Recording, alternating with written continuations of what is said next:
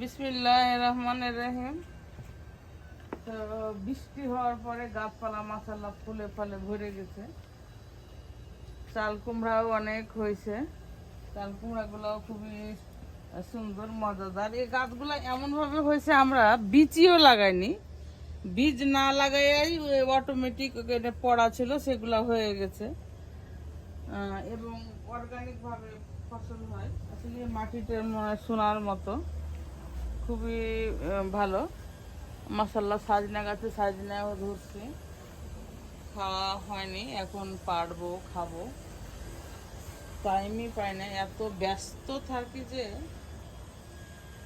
Time হয় না।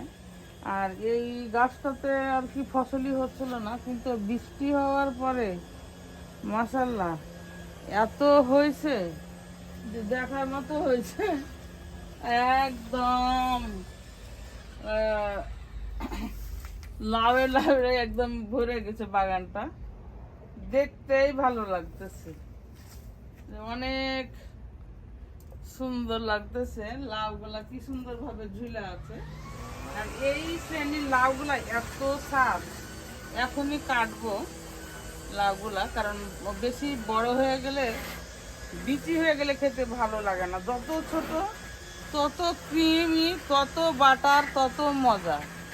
তো এখন আমরা লাউগুলা কাটবো। 10টা কাটা লাগবে।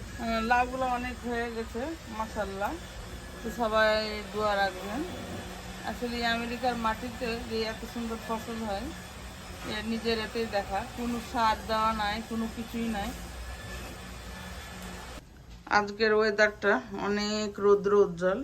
বৃষ্টি হয়েছিল গতকাল পরশু, তো আজকে ওয়েদারটা খুবই সুন্দর এবং ঝলমলে। এখন খুবই হিট, যেহেতু এটা আগস্ট মাস, সো ওয়েদারটা খুবই মানে কি বলবো হাট।